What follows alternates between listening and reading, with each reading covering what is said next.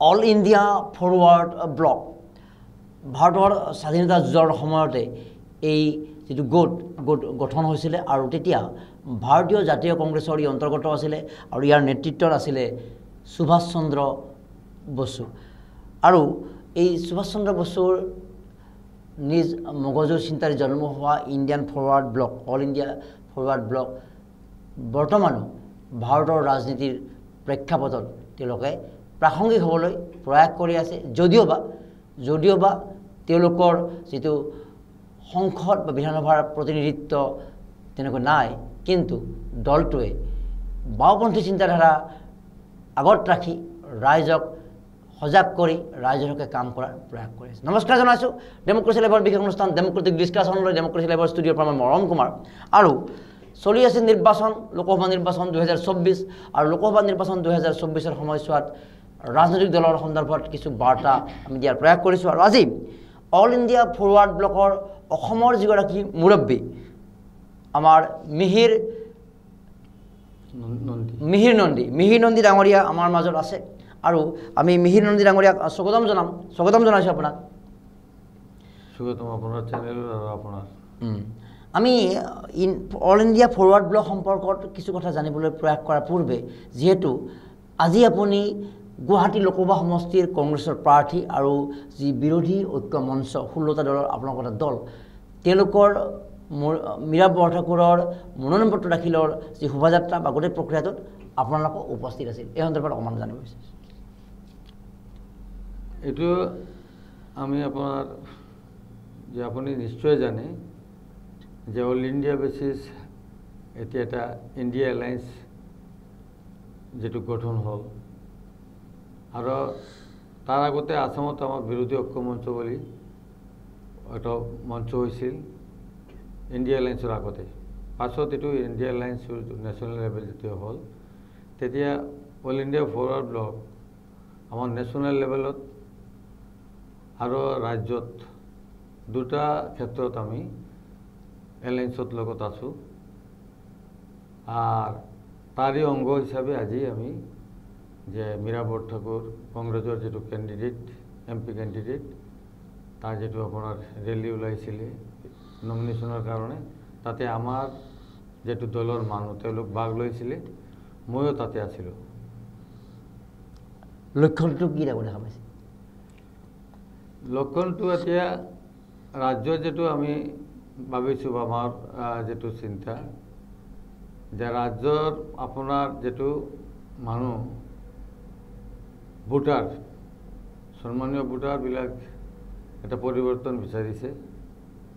কাৰণ এতিয়া যেটো নিৰ্বাচনটো যদিও বিধানসভা নহয় লোকসভা নিৰ্বাচন কিন্তু সেন্ট্ৰেলৰ পৰা বিভিন্ন নীতি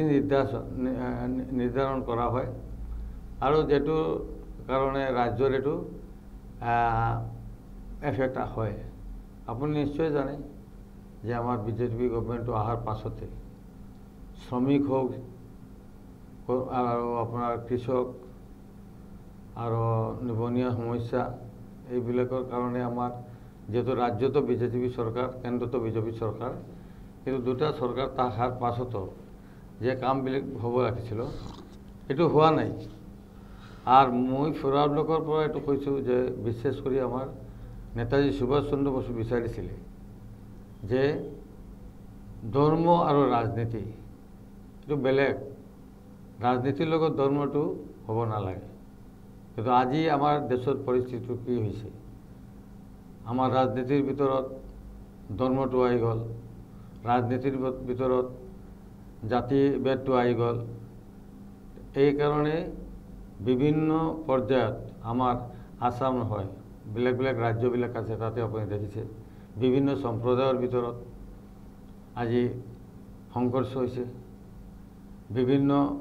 আপোনাৰ জনগোষ্ঠীৰ ভিতৰত সংঘৰ্ষ হৈছে ধৰ্মৰ ভিতৰত সংঘৰ্ষটো সদায় লাগি আছে কাৰণ এটো নেতাজী কৈছিলে যে আমি ব্ৰিটিছৰ পৰা দেশটো স্বাধীন হোৱাৰ পাছতো আমাৰ দেশৰ আৰু এটা বিপ্লৱৰ প্ৰয়োজন আছে আজি আপোনাৰ ষ্টুডিঅ'ত ময়ো এটো কৈছো যে মোৰ দল আগত নেতাজী যেটো কথা কৈছিল তাৰ লগত আমি আছোঁ। আমিও ভাবিছোঁ যে আৰু এটা বিপ্লৱ দেশত হ'ব লাগে। তেতিয়া হয়তো নেতাজী যে ভাৰতবৰ্ষ বিচাৰিছিলে যে একটা সমাজতান্ত্ৰিক ভাৰতবৰ্ষ হ'ব এবং তাতে মানুহৰ সমান মৰ্যাদা থাকিব, সৰ্বধৰ্মৰ মানুহ একলগত থাকিব, তেওঁলোকৰ ভাষা সংস্কৃতি ধৰ্ম বেলেগ হ'ব পাৰে, কিন্তু আমি সব একলগত থাকিম, একলগত আমি একজনৰ সমস্যাটো আৰেকজনৰ সমস্যাৰ লগত সহযোগিতা কৰিব আৰু এটা সমাজতান্ত্ৰিক ভাৰতবৰ্ষ হ'ব যাতে ৰাজ্যৰ হাতত ক্ষমতাটো থাকিব। কংগ্ৰেছ ভাল, কংগ্ৰেছ ভাল এইটো মই নকওঁ, কাৰণ সমৰ্থন কৰিছে আপোনালোকে? সমৰ্থন কৰিছোঁ এইটোৰ কাৰণে। এতিয়া আপুনি দেখিছে যে আমাৰ দলটো বেলেগ, আমাৰ নীতি আদৰ্শটো বেলেগ, আৰু অন্যবিলাক যিমান দল আছে কমিউনিষ্ট পাৰ্টি যিবিলাক আছে আৰু আপোনাৰ ডানপন্থী দলবিলাক যিবিলাক আছে ইনক্লুডিং কংগ্ৰেছ, তেওঁলোকৰ যিটো আইডিঅলজি আদৰ্শ তাৰ লগত আমাৰ আদৰ্শটো নাই, মিলা নাই। তথাপি আমি আজি এই এলায়েন্সত যাৱাৰ মূল উদ্দেশ্যটো হৈছে এই বিজেপি গভৰ্ণমেণ্ট অহাৰ পাছতে, মেইনলি মোদী ডাঙৰীয়া প্ৰধানমন্ত্ৰী হোৱাৰ পাছতে ভাৰতবৰ্ষৰ যে পৰিস্থিতি, আমাৰ যিটো মানুহৰ অধিকাৰ যিটো খৰ্ব হৈছে, মানুহৰ সাংবিধানিক যিটো প্ৰাপ্য তেওঁলোকৰ আছিলে তাৰ পৰা বঞ্চিত কৰা হৈছে, আৰু সংবিধানটো এতিয়া বাকী আছে যে যদি এতিয়া এইবাৰ 2024 বিজেপি গভৰ্ণমেণ্ট দিল্লীত আহে সংখ্যাগৰিষ্ঠ লৈ, তেতিয়া আপুনি নিশ্চয় চাব যে আমাৰ ভাৰতবৰ্ষৰ যে সংবিধান, এই সংবিধানটো নাথাকিব। ঠিক আছে, অৰ্থাৎ কংগ্ৰেছে সংবিধান ৰক্ষা কৰিব বুলি আপোনালোকে বিশ্বাসী, যদিও বা বিজেপিক পৰাস্ত কৰাৰ কাৰণে আপোনালোক একলগ হৈছে, আল্টিমেটলি গৈতো ছাপোৰ্ট কৰা কংগ্ৰেছে চৰকাৰ গঠন কৰিব যদি আপোনালোকৰ বিৰোধী পক্ষৰ পৰা হয়। ঠিক আছে, এতিয়া আমি যদি আপোনালোকৰ দলটোৰ আৰু কিছু কথা জানিবলৈ প্ৰয়াস কৰোঁ। প্ৰথমতে আপুনি এই অসমত অল ইণ্ডিয়া ফৰৱাৰ্ড ব্লকৰ সৈতে কেতিয়াৰ পৰা জড়িত, বৰ্তমান আপোনালোকৰ দলটোৰ স্থিতি কি, সাংগঠনিক ভেটি কি, নে কিছুমান ব্যক্তিয়ে কেৱল সভাপতি সম্পাদক বা এনেকুৱা ডিষ্ট্ৰিক্ট কমিটি হেড হৈ আছে, নে আপোনালোকৰ সাংগঠনিক ভেটি বা বিভিন্ন সময়ত কিবা ৰাইজৰ মাজলৈ যোৱাৰ কিবা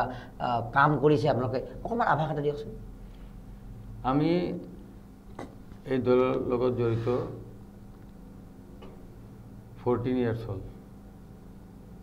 14 বছৰ। 14 বছৰ। বৰ্তমানে মই আসাম ৰাজ্যৰ ষ্টেট চেয়াৰমেন আৰু মোৰ জেনেৰেল ছেক্ৰেটাৰীটো হৈছে ডক্টৰ হৰেণ বৰগোহাঁই। কি উদ্দেশ্যে আপুনি যোগদান কৰিছিল, কি এটা আকৰ্ষণ? যোগদানটো চাওক, এতিয়া আমাৰ যিটো ৰাজনীতিৰ প্ৰতিটো মানুহ কৰে, মানুহৰ ভিতৰত 3টা মানে আপোনাৰ ভাগ আছে। এটা স্লিপিং ভোটাৰ বুলি আমি কওঁ, আৰু এটা ফ্লোটিং ভোটাৰ, ইফাল সিফাল কৰি থাকে, ইফালে যায়, আৰু এটা স্লিপিং যিবিলাক কোনো পলিটিক্সৰ লগত নাই, কিন্তু তেওঁলোকৰ ভোটটো দিয়ে, কোনো না কোনো দলত দিয়ে, কোনো না কোনো কেণ্ডিডেট দিয়ে, এইটো স্লিপিং ভোটাৰ। আৰু এটা আছে আপোনাৰ যিটো ফ্লোটিং ভোটাৰ, তেওঁলোক বিচাৰে যে কোনফালে আপোনাৰ হাৱাটো যাব বা ক'ৰ পৰা আমি লাভৱান হৈছোঁ, এইটো বিভিন্ন কথা থাকে। আৰু এটা আছে আপোনাৰ যে ভোটাৰবিলাক আপোনাৰ এইটো দেশৰ কাৰণে, ৰাজ্যৰ কাৰণে চিন্তা কৰে। ঠিক আছে, এই ভোটাৰবিলাকৰ কাৰণে আপুনি চাব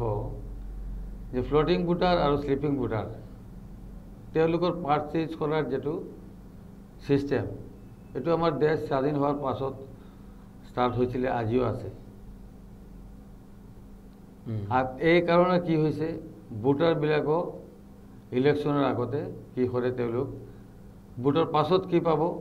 এইটো নিবিচাৰে, ভোটৰ আগতে কি পাব এইটো তেওঁলোক বিচাৰে। আৰু আমাৰ যিবা পলিটিকেল লিডাৰবিলাক আছে আৰু কেণ্ডিডেট হওক, তেওঁলোকক যিটো দিব নোৱাৰে এইটো প্ৰতিশ্ৰুতি দি মানুহৰ এইটো আপোনাৰ ভোটটো কেনেকৈ ল'ব পাৰে, এই পলিচি মেটাৰটো মেইনটেইন কৰি আছে। এতিয়া মানুহৰ যেটো আচ্ছা আমি যদি দলটোৰ স্থিতি সম্পৰ্কে জানি আছিলোঁ যে আপোনালোকৰ ইয়াতে আপুনি 14 বছৰ হ'ল এই 14 বছৰ আপুনি দলটোৰ লগত কি কৰিলে সভাপতি পদত থাকিলে বা দলৰ বিভিন্ন পদত থাকিলে দলটোক ৰাইজৰ মাজলৈ নিয়াৰ ক্ষেত্ৰত যদিও বা আপোনালোকৰ যিটো পলিটিকেল পাৱাৰটো সাংঘাতিক নহয় বিধানসভাত আপোনালোকৰ প্ৰতিনিধিত্ব নাই সংসদতো প্ৰশ্নই উঠা নাই গতিকে এই ক্ষেত্ৰত অসমত আপোনালোকৰ স্থিতিটো কোনটো পৰ্যায়ত আছে সাংগঠনিক ভিত্তি বা জিলা কমিটি বা কেনেকৈ কি কাম কাজ কৰি আছে আপোনালোকে এতিয়া মই দায়িত্ব লোৱাৰ পাছতে এতিয়া আসামৰ আমাৰ বৰাকবেলি হোক ব্ৰহ্মপুত্ৰ হোক তাতে আমাৰ 25th ডিষ্ট্ৰিক্টত মোৰ কাম চলি আছে 35 ডিষ্ট্ৰিক্ট এতিয়া আছে তাৰ ভিতৰত 25th ডিষ্ট্ৰিক্টত আমাৰ কাম চলি আছে কমিটি আছে কোনোবা লোকেল কমিটি আছে কোনোবা ডিষ্ট্ৰিক্ট কমিটি আছে কোনোবা জায়গাত আমাৰ কমিটিটো এতিয়া হোৱা নাই কিন্তু আমাৰ দলৰ মানুহ আছে এটো আমি ট্ৰাই কৰি আছো যাতে ইন ফিউচাৰ সংকাৰে আমাৰ আসামৰ 35 ডিষ্ট্ৰিক্টৰ আমাৰ যাতে কমিটিবিলাক হৈ যায় আৰু এতিয়া মই অল ইণ্ডিয়া বেচিছ আমাৰ এটা প্ৰগ্ৰামটো ষ্টাৰ্ট হৈছে যে আমি হৰ গড় নেতাজী প্ৰগ্ৰামটো ষ্টাৰ্ট কৰিছোঁ যে নেতাজীৰ বৰ্তমান দেশৰ যেটো পৰিস্থিতি তাতে নেতাজী একমাত্ৰ এটা ব্যক্তি নেতাজী সুভাষ চন্দ্ৰ বসুৰ আইডিওলজি এটুই মানুহৰ কামত লাগিব কাৰণ নেতাজীৰ আদৰ্শ যেটো আছিলে যে আইডিওলজি আপুনি চাব আমাৰ নেতাজীৰ আদৰ্শখিনি কওকচোন মই আপোনাৰ ষ্টুডিঅ'ত বহি কৈছোঁ যে আমি চ্যালেঞ্জ দি কৈছোঁ আপুনি দেখক ভাৰতবৰ্ষত আজি এণ্টি পাৰ্টিবিলাক আৰু গভৰ্ণমেণ্টৰ যেটো পাৰ্টি আছে তেওঁলোকৰ যেটো একদম টপ শীৰ্ষ লিডাৰবিলাক আছে তেওঁলোকৰ এগেইনষ্টতো আপোনাৰ কোনো অভিযোগ আছে কৰাপশ্যন আছে কিন্তু মই ভাবো একমাত্ৰ নেতাজী সুভাষ চন্দ্ৰ বসু যাৰ বিৰুদ্ধে আগতে এতিয়া ইন ফিউচাৰ কোনোবা দল কোনোবা সংগঠনৰ কোনো আপোনাৰ ওয়াৰ্কাৰ নহয় লিডাৰবিলাক কেতিয়াও নেতাজীৰ এগেইনষ্টত একো কথা কোৱাৰ নাই ঠিক আছে কিন্তু নেতাজীৰ যেটো আদৰ্শ তেওঁলোক না মানে নেতাজীৰ যেটো পলিটিক্যাল চিন্তাধাৰা আছে তেওঁলোকৰ সাপোৰ্ট নাই তথাপিতো তেওঁ মানে নেতাজীৰ বিৰুদ্ধাচৰণ কৰা নাই কিন্তু নেতাজী তেওঁলোকে কি কৰে সদায় নেতাজীত কি কৰে তেওঁলোক সেলুটটো দিয়ে নেতাজীৰ এগেইনষ্টত কোনো কথাটো নকয় সাপোৰ্টটো কি আছে মুখত আছে বাহিৰত আছে অন্তৰত নাই অন্তৰত থাকিলে নেতাজীৰ যেটো ক্ৰিয়েটেড ফাউন্ডেড বাই নেতাজী সুভাষ চন্দ্ৰ বসু যেটো দলটো বনাইছিলে পলিটিক্যালি এই দলৰ লগত মানুহবিলাক তেওঁলোকৰ নিজৰ হাৰ্টৰ কাৰণে আজি তেওঁলোক এই পাৰ্টিত নাই আমি কিছুমান মানুহ আছো যে আমি নেতাজীৰ আদৰ্শ লৈ আগবঢ়াৰ কাৰণে আমি চিন্তা কৰিছো আমি ভাবিছো যে ইন ফিউচাৰ এটা দিন আহি যাব যে মানুহ অল্টাৰনেটিভ চিন্তা কৰিব লাগিব নেতাজী সুভাষ চন্দ্ৰ যেটো পলিটিক্যাল চিন্তাধাৰা আছিল এটো আমি সমাজবাদ চাইছিলো সাম্ৰাজ্যবাদ নহয় এতিয়া সাম্ৰাজ্যবাদ চলি আছে দেশত আগতে ব্ৰিটিছ সাম্ৰাজ্যবাদ আছিল এতিয়া আমাৰ ব্ৰিটিছটো গল এতিয়া আমাৰ মানুহ আমাৰ সাম্ৰাজ্যবাদৰ কাম কৰি আছে অৰ্থাৎ সুভাষ বসুৱে যি এটা উদ্দেশ্য আগৰ কি যুঁজ দিছিল সেই যুঁজ দিয়া যেটো কাৰণ আছিল সেই কাৰণটো আজি এটা বেলেগ এটাৰ ওপৰত আজিও মানে সমাজত বৰ্তি আছে তাৰ মানে নিশ্চয় এটো আছে এই কাৰণে যে আপুনি জানে যে পলিটিক্সটো এতিয়া কমাৰ্চিয়েল হৈ গ'ল যে কাৰণে আপুনি দেখিছে যে নেতাবিলাক কি হয় সেল হৈ যায় ভোটাৰবিলাক সেল নহয় নেতাবিলাক সেল হয় আৰু সেল হোৱাৰ কাৰণটো হৈছে তেওঁলোকৰ পাৰ্সোনেল বেনিফিটৰ কাৰণে তেওঁলোক ৰাজ্যৰ আৰু যেটো ভোটাৰ তেওঁলোকৰ যেটো সমস্যা ৰাজ্যৰ সমস্যা ভোটাৰৰ সমস্যা এটোৰ কাৰণে তেওঁলোকৰ একো চিন্তা নাই আদৰ্শৰ কথা নাই চিন্তা নাই তেওঁলোকৰ নিজে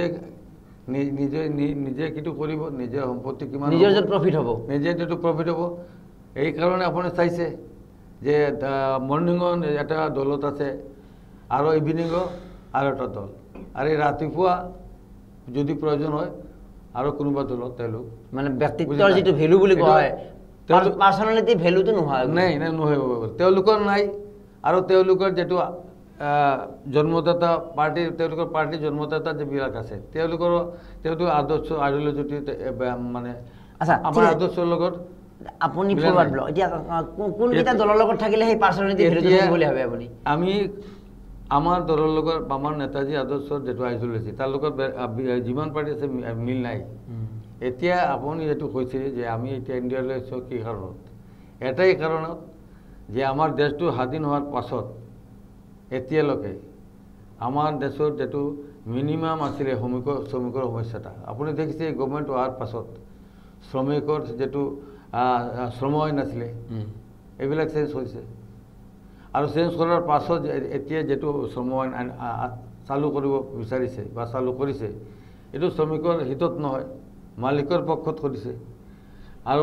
কৃষকৰ ক্ষেত্ৰত আপুনি কৃষি আইন যেটো কৰিছে আপুনি দেখিলে যে চেন্ট্ৰেল গভৰ্ণমেণ্ট কৃষি আইন কৰাৰ পাছত কিমান সংঘৰ্ষত হ'ল কিমান আন্দোলন হ'ল তাৰ পাছত গভৰ্ণমেণ্ট যেতিয়া দেখিলে যে এইটো সম্ভৱ নহ'ব তেতিয়া কি কৰিলে আমাৰ দেশৰ প্ৰধানমন্ত্ৰী হাত জোৰ কৰি কৃষকৰ ক'লে কি ক'লে আৰু এটা ভুৱা প্ৰতিশ্ৰুতি দিলে আপোনাৰ দাবীবিলাক আমি মানি ল'ম আপোনালোকৰ আইনটো প্ৰণয়ন নহ'ব কিন্তু তাৰ পাছত যেটো প্ৰতিশ্ৰুতি এইটো আইনটো যেটো বনাইছিলে তাৰ এগেইনষ্টত তেওঁলোকে যেটো ডিমাণ্ড আছিলে এইটো যেটো ফুলফিল কৰিব লাগে এতিয়াও কৰা নাই টিল ডেট এতিয়াও কৰা নাই আৰু আমাৰ আসামৰ ক্ষেত্ৰত আপুনি চাব যে আগতে প্ৰধানমন্ত্ৰী হোক বা চেন্ট্ৰেলৰ যিবিলাক লিডাৰ আহি আমাৰ আসামত যি প্ৰতিশ্ৰুতি দিছিলে আপুনি মিডিয়াৰ মানুহ আপুনি আমি যেটো কম আৰু আপুনি বেছি জানে যে আপুনি গম পাব যে তেওঁলোকৰ প্ৰতিশ্ৰুতি কিমান ৰাজ্যবাসীটো পালে এতিয়াও পোৱা নাই বুজি পাইছো বৰ্তমান চৰকাৰখন কৃষকৰ ক্ষতি হ'ল আন্দোলন কৰিলে ঠিক আছে কিছু মানে আমাৰ দেশত যেটো ব্ৰিটিছ যাওয়াৰ পাছত আমাৰ দেশত যেটো সিস্টেম এই সিস্টেমটো ব্ৰিটিছৰ সিস্টেমটো এতিয়াও আছে কিন্তু তাৰ পাছতো যেটো কংগ্ৰেছ থাকাৰ সময়তে বা জোট গভৰ্ণমেণ্ট থাকাৰ সময়তে কিছুমান মানে পাব্লিকৰ ফেভাৰেট আছিলে শ্ৰমিকৰ ফেভাৰত কৃষকৰ ফেভাৰত এইবিলাক আছিলে কিন্তু আজি এদিন একো হৈ গ'ল ঠিক আছে আমাৰ সময় যেহেতু কম এতিয়া আৰু এই বাকি বুজি পালো এতিয়া আপোনালোকে দল হিচাপে বিভিন্ন সময়ছোৱাত কেনে ধৰণৰ কাম কাজৰ হৈতে বা নেতাজী আদৰ্শ বিৰাই দিয়াৰ ক্ষেত্ৰতে হওক বা বিভিন্ন ৰাজ্য মানে বানপানীৰ সময়ত বা বিভিন্ন সময়ত আমি ৰাজ্যক সহায় কৰিছো আৰু দুটা এক্টিভিটিৰ কথা অকমান ক'ব নেকি অকমান কেনেকুৱা কম ইয়েস এতিয়া আপুনি যে আমাৰ পাৰ্টিৰ যেটো বেসিক্যালি মোৰ পাৰ্টিৰ যেটো শক্তি পাৰ্টিৰ যেটো এক্টিভ মেম্বাৰ আৰু এছ'চিয়েট মেম্বাৰ মোক কয় আমাৰ এছ'চিয়েট মেম্বাৰ আছে আপোনাৰ 10 লাখ অল ইণ্ডিয়া না তাতে আসামত কি কয় associate member that is sleeping member আচ্ছা মানে আমাৰ সাইলেন্ট সাপোৰ্ট আছে সাইলেন্ট সাপোৰ্ট আছে আপুনি চাব কিন্তু আপোনালোকৰ ভাবধাৰাৰ সিপিআইএমতো আছে বাপন্থী ভাবধাৰাৰ তেওঁলোকৰ মানুহখিনি ধৰিছে নেকি আপুনি তেওঁলোকৰ ভাবধাৰা মানে আগতে কি হৈছিল মানুহে এটা আইডিয়া আছিলে যে ফৰৱাৰ্ড ব্লক এটো সিপিএমৰ এটা ব্ৰাঞ্চ এটো নহয় সিপিএমৰ যেটো আইডিঅলজি এটো মাৰ্কস আৰু লেনিনৰ আইডিঅলজি আৰু ফৰৱাৰ্ড ব্লকৰ আইডিঅলজি নেতাজী সুভাষ চন্দ্ৰ আইডিঅলজি এটো ডিফাৰেন্সটো আছে এতিয়া কি হৈছে যে আমি লেফটত লগত এলায়েন্সত আছো মেইনলি আমাৰ বেসিক্যালি দুটা এলায়েন্স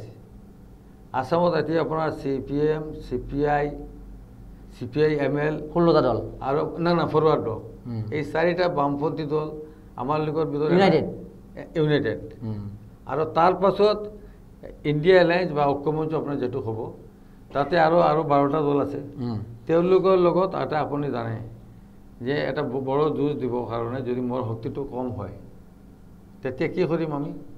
শক্তি থকাৰ লগত জড়িত লাগে কোনোবা দলৰ লগত হয় ল'ব লাগে এই কাৰণে তেওঁলোকৰ যেটো নীতিৰ লগত আমাৰতো আপোচ হোৱা নাই আমি ৰিগাৰ্ডিং ইলেকশ্যন নিৰ্বাচনৰ কাৰণে তেওঁলোকৰ লগত আমি জোট কৰিছো ঠিক আছে এই কথা আৰম্ভণিতে কৈছে মানে মই বুজি পাইছো এতিয়া আৰু এটা আপোনাৰ যেটো আপুনি কৈছে মোৰ কথা শুনিলে সেই কথাটো শুনিছো যেটো যে আমাৰ কেনেকুৱা কাম কাজ কৰে আমাৰ আমি বেসিক্যালি আপোনাৰ শ্ৰমিক সংগঠনৰ কামটো চলি আছে আমাৰ শ্ৰমিকৰ অধিকাৰ প্ৰাপ্তিৰ হকে যেটো আপোনাৰ কনষ্ট্ৰাকচনৰ ক্ষেত্ৰত হওক টি গাৰ্ডেনৰ ক্ষেত্ৰত হওক বা ধৰক আপোনাৰ যেটো আনঅৰ্গানাইজ সেক্টৰ হওক ফিল্ডত যায় আপোনাৰ ফিল্ডত যায় যাম ফিল্ডত যাম আমাৰ সদায় এৱাৰনেছটো হয় মিটিং কৰি যায় মানে মিটিং হয়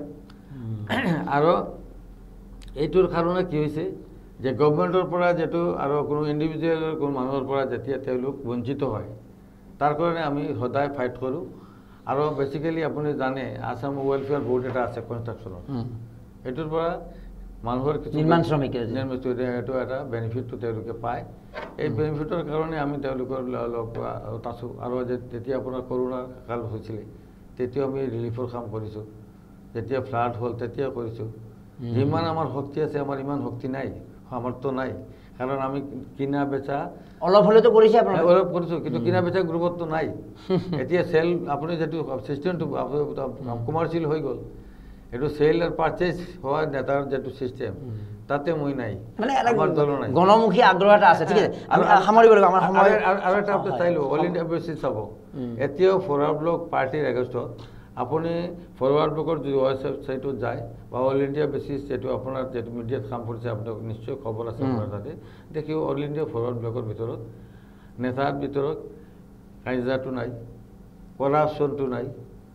MLA MP এতিয়া নাই আমাৰ কিন্তু নাথাকিলেও আপুনি চাব যে নেতাবিলাকৰ মানে নিজৰ ভিতৰত খেলি মেলি নাই আৰু মই এটা আদৰ্শ লৈ আছোঁ নেতাজী আদৰ্শ লৈছে কেতিয়া আপুনি চাব কিমান ফৰৱাৰ্ড ব্লকৰ নেতাটো বেলেগ দলত গ'ল যোৱা নাই ঠিক আছে কিন্তু অন্য পাৰ্টিগুলো যে গেছে কি কাৰণত তেওঁৰ ব্যক্তিগত স্বাৰ্থত ঠিক আছে এইখিনি বাৰে বাৰে ৰিপিট হৈছে এতিয়া নালাগে মই বুজি পাইছোঁ আমাৰ টাইম একেবাৰে শেষ হ'ব এতিয়া যিহেতু আমাৰ লোকসভা নিৰ্বাচনৰ প্ৰাৰ্থিত্ব নাই অসমৰ ক্ষেত্ৰত বা কিন্তু ইয়াৰ পাছত বিধানসভা নিৰ্বাচন আহিব তো বিধানসভা নিৰ্বাচনক লৈ কিবা আপোনালোকৰ পৰিকল্পনা আপোনাৰ ব্যক্তিগত আকাংক্ষা কাৰণ 14 বছৰ এটা দলত আছে আপোনাৰ নিশ্চয় যদিওবা কৈছে আপুনি যে আমাৰ ইলেক্ট্ৰেল পলিটিক্সত আমি বৰ্তমান নাই বা তেনেকুৱাকৈ কিন্তু তথাপিতো আপোনালোকে নিশ্চয় আগ্ৰহ থকা উচিত কাৰণ অকণমান যদি উচ্চ পৰ্যায়ত যায় বিধায়ক হয় আপুনি আৰু 10জনৰ কাৰণে ভালকৈ কাম কৰিব পাৰিব যদিওবা সাংঘাতিক আপোনালোকে যিটো কোৱা হয় যে মানিটাৰী প্ৰফিট বা সাংঘাতিক তেনেকুৱা আপোনালোকৰ যিটো সেই প্ৰক্ৰিয়াটোত নাই আপোনালোক কিনা বেচাত তথাপিতো MLA বা মন্ত্ৰী এইবিলাক পৰ্যায়ত গ'লেহে কিছু কাম কৰিব পৰা হয় তো 26ৰ বাবে কিবা প্ৰস্তুতি আছে নেকি ঠিক আছে প্ৰস্তুতি আছে আৰু আপুনি জানিলে পাৰিব লোকসভাৰ কাৰণে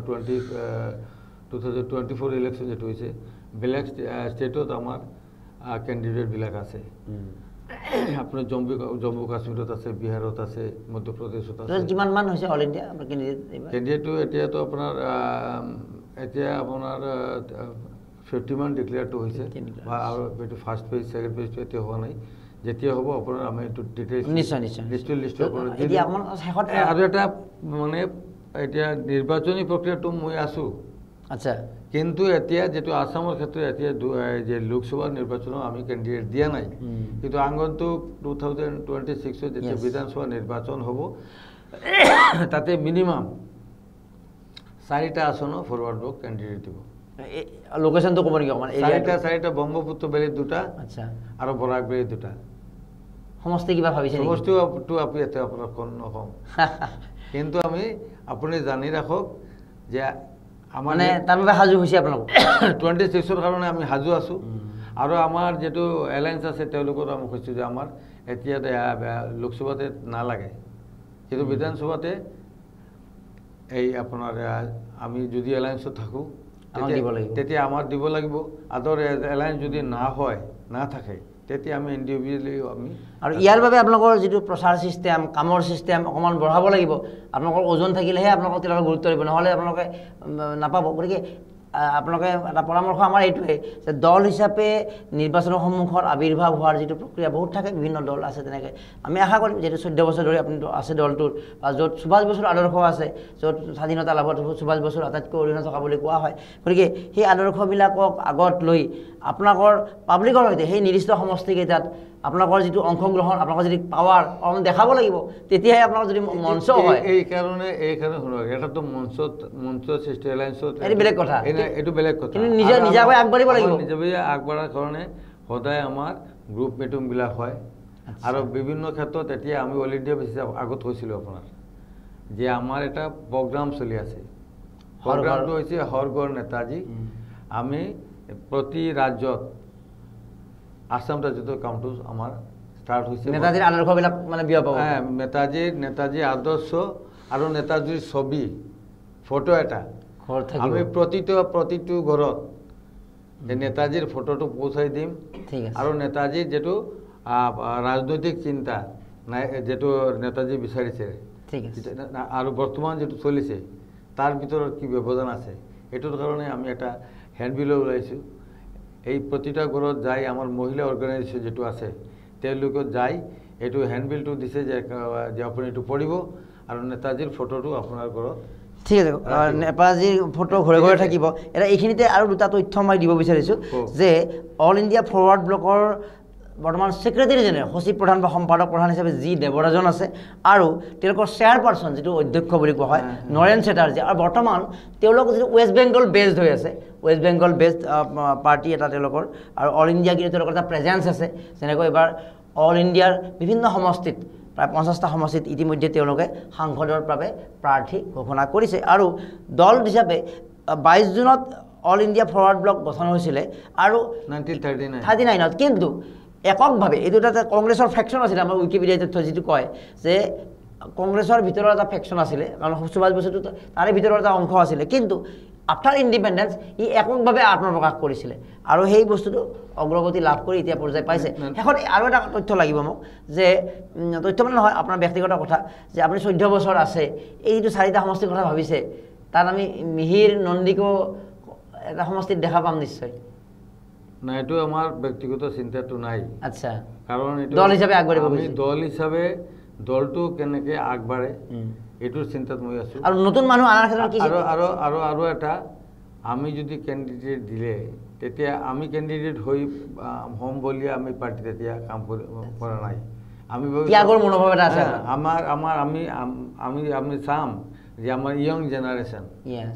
জেনাৰেশ্যন টু পলিটিক্সটো আহিব লাগে এবং ইয়ং জেনাৰেশ্যন যে যিবিলাক নেতাজী আদৰ্শত অনুপ্ৰাণিত হৈ মোৰ দলত কাজ কৰিব তেওঁলোকৰ আমি ফাৰ্ষ্ট প্ৰেফাৰেন্সটো দিম আৰু মহিলা ক্যান্ডিডেটবিলাক আমি ফাৰ্ষ্ট মহিলা আৰু ইউথ লেডিজ হ'ব আৰু জেন্টছ হ'ব এইবিলাক আমি তেওঁলোকৰ আমি এডভান্স কৰিব মানে দলটো আগবঢ়াই নিয়াৰ স্বাৰ্থত আপুনি ত্যাগ কৰিব যে মোকে যে লাগিব চকীখন এইটো নাভাবে তাৰমানে আপুনি দূৰৰ পৰা চাই হ'লেও আগবঢ়াই নিব এইটো ভাল মানসিকতা মই এটা পালো যে ৰাজনীতিত নিজৰ লোভটোৱে প্ৰথমতে চাই নিজৰ হেৰিটো আপুনি অকমান ত্যাগৰ মনোভাৱ এটা আছে আৰু এটা আপুনি এই আপোনাৰ এটা আপুনি জানিল ত্ৰিপুৰা আসাম মিজোৰাম নহয় মণিপুৰ তাৰ পাছত ৱেষ্ট বেংগল বিহাৰ আন্দামান নিকোবৰ তাৰ পাছত মধ্যপ্ৰদেশ পাঞ্জাব হৰিয়ানা গুজৰাট এই যিমান ষ্টেট আছে তাতে মোৰ পাৰ্টিৰ অৰ্গানাইজেশ্যন আছে আৰু কামবিলাক চলি আছে আপুনি নেশ্যনেল সেক্ৰেটাৰী হিচাপে আছে তো সেই ক্ষেত্ৰত আপোনাৰ গুৰুত্বটো নেশ্যনেল পৰ্যায়ত মই ৰিচেণ্টলি এটা কৰিলোঁ মণিপুৰত যেতিয়া এটা ৰিচেণ্টলি আপোনাৰ জাতি দাঙ্গাটো হৈ গ'ল তাৰপাছত মণিপুৰত মোৰ আসামৰ নিয়াৰেষ্ট ষ্টেটটো মণিপুৰটো এতিয়া আপোনাৰ জানি প্ৰব্লেম চলি আছে এইটো দুটা সম্প্ৰদায়ৰ ভিতৰত যেটো সংঘৰ্ষটো চলি আছে তাৰপাছত ফৰৱাৰ্ড ব্লকৰ তৰফত আমি 3 জনৰ এটা টিম গৈছিলোঁ তাতে ময়ো আছিলোঁ আচ্ছা আৰু আমাৰ সাইলেন্টলি কাম কৰি আছে আমাৰ চেয়াৰমেন যাই আমি মানে নৰেন চেটাৰ্জীও গৈছিল নৰেন চেটাৰ্জী আৰু মই দুজন আৰু আমাৰ ষ্টেট চেয়াৰমেন জি তাতে আছে জি গণেশ্বৰ সিং আমি 3 জন তাতে যাই আমি 2 দিন আছিলোঁ মণিপুৰত আৰু এফেক্টেড এলেকাবিলাক এক্টিভিটি কৰি আৰু তাৰ 4টা কেম্প মই ৰিলিভো দিছোঁ আচ্ছা 4টা কেম্প সাইলেন্টলি কৰি আছে কিন্তু কাম কৰি আছে আৰু দ্বিতীয়তে এটা ভাল লাগিল যে অসমৰ যেটো দল আছে অসমৰ দলটোৰ আপোনাকে হওক বা নেশ্যনেল পৰ্যায়ত আপুনি এটা গুৰুত্ব পাইছে এইটো মই শুনি ভাল পালো যে সাইলেন্টলি কাম কৰি আছে কিন্তু নেশ্যনেল যেটো আপোনাৰ কমিটি বা যি আমাৰ প্ৰেসিডেন্ট সাধাৰণতে অসমক গুৰুত্ব নিদিয়া বুলি কয় আপুনি সেই গুৰুত্বটো পাইছে মই অনুভৱ কৰিছো কথাটো হয়নে কথাটো এইটো ঠিক কাৰণ আমাৰ পাৰ্টিৰ পৰা মই মানে যেটো সন্মান পাইছো আৰু দায়িত্ব পাইছো মই ভাবিছো এই ইমান পোষ্টৰ আমি যোগ্য নহয় তথাপিও তেওঁলোক বিচাৰ কৰিছে নৰ্থ ইষ্টৰ দায়িত্বটো মোৰ হাতত দিছে না জ্ঞানী মানুহ কেতিয়া নিজকে জনাবলৈ নকয় এইটো ভাল নৰ্থ ইষ্টৰ দায়িত্বটো মোৰ হাতত আছে এতিয়া মানে আমাৰ টিউচিচি বুলি মানে অসমৰ আপুনি হেড হিচাপে আছে নৰ্থ ইষ্টৰ এটা প্ৰভাৰী যিটো কোৱা হয় ত্ৰিপুৰা আৰু নৰ্থ ইষ্টৰ যিমান ষ্টেট আছে তাতে মানে বাকী ষ্টেটৰ যিখিনি আপোনালোকৰ সংগঠন আপোনাৰ আপুনি কণ্ট্ৰলত বা কানেকশ্যনত আছে কানেকশ্যন আছে আৰু আমাৰ বেচিকেলি আমাৰ যিটো নেশ্যনেল চেয়াৰমেন নৰেন চেটাৰ্জী এইটো ৱেষ্ট বেংগল থাকে এইটো আমাৰ একটু যেটো আমাৰ যেটো জেনাৰেল সেক্ৰেটাৰি আছে জি দেবৰাজন এইটো সদায় আমাৰ দিল্লীত অফিসত থাকে দিল্লী আমাৰ অফিস আছে আচ্ছা ঠিক আছে দিল্লীৰ অফিস আছে তো ঠিক আছে এহল সুভাষ বসুৰ মগজুৰে জন্ম হোৱা অল ইণ্ডিয়া ফৰৱাৰ্ড ব্লকৰ কিছু কথা পৰামৰ্শ মই পাতিম আমি এটাই পৰামৰ্শ যে কেৱল নিৰ্বাচনৰ সন্মুখত নহয় বাকী সময়তো কিন্তু আমাৰ চিন্তাও কিছু ভুল প্ৰমাণিত কৰি যদিও আমি ইমান অৱগত নাছিলোঁ তেওঁলোকে কিন্তু সাইলেন্টলি কিছু কাম কৰে যেনেকৈ মণিপুৰৰ যিটো দাঙ্গাৰ সময়ত বা মণিপুৰৰ এই ভায়োলেন্সৰ সময়ত তেওঁলোকে তাত গৈ সভাপতিৰ লগত গৈ আমাৰ অসমৰ দায়িত্বত থকা অসম সন্তান আমাৰ মিহিৰ নন্দী ডাঙৰীয়া গৈছিলে আৰু গৈ কিন্তু তাত কাম কৰিছে আৰু বিভিন্ন সময়ত তেওঁলোকে চাহ বাগান বা বিভিন্ন এলেকাত বা নিৰ্মাণ শ্ৰমিকৰ যিটো অধিকাৰ প্ৰাপ্তিৰ হকে কাম কৰি আছে যদিও বা তেওঁলোকে সাংঘাতিক নিজকে প্ৰচাৰমুখী দৰে আগবঢ়া নাই কৰোনাৰ সময়ত আমি কামটো কৰিছোঁ কাম বিভিন্ন লাইনত কৰি আছে আৰু আমি আশা কৰি তেওঁলোকে শুনক কৰোনাৰ সময় আমি বিভিন্ন তাৰমানে যিটো কেম্প আছিলে মানে মানুহৰ ঘৰত ৰিলিফটো দিব লাগে এই কামবিলাক আমি আমাৰ পাৰ্টিৰ তৰফৰ কৰা হৈছে আৰু বেলেগ গভৰ্ণমেণ্টৰ যেটো ডিজাস্টাৰ মেনেজমেণ্ট আছে তেওঁলোকৰ আৰু ডিষ্ট্ৰিক্ট পৰ্যায়ত যেটো আপোনাৰ ডেপুটি কমিশনাৰ থাকে তেওঁলোকৰ লগত আমি যোগাযোগ কৰি আন বস্তুবিলাক আনি ৰাইজক দিয়াৰ চেষ্টা কৰিছে দেৱাৰ চেষ্টা কৰিছোঁ মানে যেটো আমাৰ হাতত ইমান ক্ষমতা নাই কিন্তু কি হয় আমাৰ সিস্টেমৰ কাৰণে ৰাজ্যত হোক কেন্দ্ৰ হোক সিস্টেমৰ কাৰণে কিছু যেটো বেনিফিট আছে এতিয়াও সাধাৰণ মানুহৰ হাতত উপলব্ধ নহয় বা বহুতে মানে চেনেল বুলি কোৱা হয় চেনেলটো নাজানে আইডিয়াটো নাজানে ইয়াস এটা ডলাৰ বাবে যে লাখ কোটি টকা দিব পাৰিব এইটো নহয় যে বিৰোধী দলৰ দলবিলাকত হাতত ইমান পুঁজি নাথাকে তেওঁলোকে যদি চৰকাৰৰ বিভিন্ন আঁচনিবিলাক পাব্লিকৰ কাষলৈ নিয়াৰ ক্ষেত্ৰত কাম কৰে গতিকে এইখিনি কথা জানি মই ভাল পালোঁ গতিকে আজি আমি ইমান সামৰিব লাগিব নিৰ্মাণ শ্ৰমিকৰ কাৰণে অনলি ফৰ নিৰ্মাণ শ্ৰমিক তেওঁলোকৰ যেটো স্কিমটো এই স্কিমৰ কাৰণে আমি আমাৰ এটা ইউনিয়ন আছে বৰাকবিল নিৰ্মাণ শ্ৰমিক ইউনিয়ন বুলি তাৰ জৰিয়তে আমি 6,400 এয়াৰনেছটো কৰিছোঁ একদম ইণ্টেৰিয়ৰ প্লেছত যায় যাতে মানুহ এইটো স্কিম আছে বুলি নাজানে এইটো এটা ভাল এটা অৱদান আমি বিভিন্ন সময়ত দেখিছোঁ এইটো ভাল বহুতে এই কথাৰ অৱগত নহয় তাৰপিছত বহুত ডিপ্ৰাইভ হৈ থাকে গমেই নাপায় তো এটা দলে যে কিবা যে নিজাববীয়াকৈ পকেটৰ পৰা পইচা দিব সেইটো নহয় বিভিন্ন আঁচনি বা বিভিন্ন সুবিধাবিলাক উপলব্ধ কৰোৱাৰ ক্ষেত্ৰত এটা কানেকশ্যন পইণ্ট হিচাপে এটি ভাল পালো ব্যক্তিগতভাৱে চাওক আপুনি ব্যক্তিগতভাৱে কোনো দল বা কোনো লিডাৰৰ একো মানে কোনো ইয়ে নাই কমপ্লেইন নাই কিন্তু মোৰ হৈছে যেটো আমাৰ নেশ্যনেল লেভেল আৰু আমাৰ ৰাজ্যৰ লেভেলে যেটো সিস্টেমটো মানে মানুহৰ কাম কৰাৰ যেটো সিস্টেম এই সিস্টেমটো বেয়া সিস্টেমৰ কাৰণে কি হৈছে কিছুমান বেনিফিট থাকিলেও মানুহৰ ওচৰত বেনিফিটবিলাক নাযায় আৰু সেই ক্ষেত্ৰত বিৰোধী দলবিলাকে বা আপোনালোকৰ দলবিলাকে যদি অকণমান কাম কৰে বা তেনেকুৱা সজাগ হয় তেতিয়াহ'লে সেই যিটো এইটো বেচিকেলি বামপন্থী দল পাবলগীয়াই কিন্তু নোপোৱাকৈ থাকে গতিকে সেই পাবলগীয়া যিটো আঁচনি বা বিষয়বিলাক পোৱাৰ ক্ষেত্ৰত এইবিলাক কাৰণে আপুনি চাব সদায় আপোনাৰ শ্ৰমিক কৃষকৰ স্বাৰ্থ দুখীয়া মানুহৰ স্বাৰ্থত বামপন্থী লিডাৰবিলাক কি কৰে পাৰ্টিবিলাক কাম আৰু লিডাৰবিলাক কামটো বেছি কৰে আপুনি চাব অল ইণ্ডিয়া বেচিছ আপুনি পিকচাৰটো চাই ল'ব ঠিক আছে হ'ব আমি এয়া আছিলে মিহিৰ নন্দী তেওঁ অল ইণ্ডিয়া ফৰৱাৰ্ড ব্লকৰ তেওঁ নেশ্যনেল ছেক্ৰেটাৰী আৰু লগতে অসম চেপ্টাৰ যিটো অসমৰ তেওঁ চেয়াৰমেন হিচাপে আছে শুভকামনা জ্ঞাপন কৰিছোঁ যে এটা দলৰ দায়িত্বত আছে আৰু সেই দলটোৰ হকে কাম কৰাৰ কিছুমান সুযোগ পোৱা যায় তো গতিকে আপুনি এটা ভাল সুযোগ পাইছে গতিকে এতিয়া 14 বছৰীয়া অভিজ্ঞতা আছে নেশ্যনেল পৰ্যায়ত আপুনি গুৰুত্ব পাইছে বা নেশ্যনেলৰ লগত কানেকশ্যন আছে গতিকে আপোনাৰ ভাল এটা অভিজ্ঞতা বা সুযোগ আছে তো সেই সুযোগটো ব্যৱহাৰ কৰি আগন্তুক সময়ত সুন্দৰভাৱে কাম কৰিব আৰু যিটো ইলেক্ট্ৰেল পলিটিক্সৰ 4টা সমষ্টিৰ বাবে আগবাঢ়িছে আমি আশা কৰিম এই সমষ্টিবিলাকতো কিছু পৰিমাণে আপোনালোকে সাংগঠনিক কাম কাজ বা ৰাইজৰ মাজত আৰু অধিক গৈ আপোনালোকৰ এটা ছবিখন এটা সুন্দৰভাৱে কৰাৰ প্ৰয়াস কৰিব আমি শুভকামনা জ্ঞাপন কৰিছোঁ নিৰপেক্ষতাৰ স্বাৰ্থতো আমি দলে ৰাইজৰ হকে কাম কৰিলে বা কাম কৰাৰ বাবে আমি কিছুমান পৰামৰ্শ আমাৰ যিখিনি চিন্তাধাৰা আমি বেকত কৰিবলৈ বা প্ৰকাশ কৰিবলৈ আমি এই ডেমক্ৰেটিক ডিছকাশ্যনৰ জৰিয়তে চেষ্টা কৰোঁ গতিকে আমি অল ইণ্ডিয়া ফৰৱাৰ্ড ব্লকৰ সন্মানীয় অসমৰ অধ্যক্ষ চেয়াৰমেন মিহিৰ নন্দী ডাঙৰীয়াক আমাৰ ষ্টুডিঅ'ত আহি এইখিনি কথা অৱগত কৰাৰ ধন্যবাদ জ্ঞাপন কৰিছোঁ শুভেচ্ছা জ্ঞাপন কৰিছোঁ আপোনাৰ আৰু আপোনাৰ দলৰ ৰাজনৈতিক যিটো পৰিৱেশ আগন্তুক সময়ত আৰু উজ্জ্বল হওক তাকে কামনা কৰিছোঁ আৰু ডেমক্ৰেচি লাইভত ডেমক্ৰেটিক ডিছকাশ্যনত বিদায় লৈছোঁ আৰু বিদায় লোৱাৰ পূৰ্বে আপোনাৰ কথাৰে যে ডেমক্ৰেচি লাইভত আহি আপোনাৰ অনুভৱখিনি জানিব বিচাৰিছোঁ আমাৰ ষ্টুডিঅ'ত আহি আপোনাৰ কোনটো অনুভৱ আপোনাৰ আজি আপোনাৰ তৰফৰ পৰা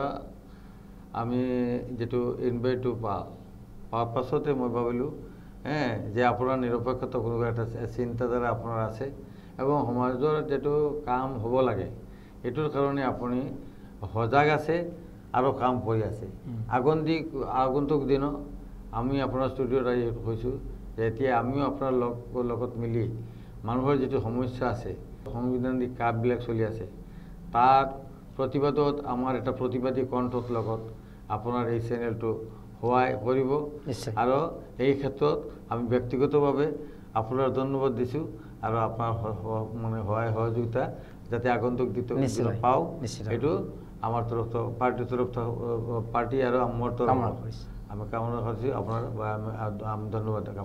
জ্ঞাপন কৰিছোঁ আৰু ডেম'ক্ৰেচি লাইভৰ ষ্টুডিঅ'ৰ পৰা ডেম'ক্ৰেটিক ডিছকাশ্যন ইমানতে মই মৰম কুমাৰে সামৰি মাৰিছোঁ ধন্যবাদ শুভৰাত্ৰি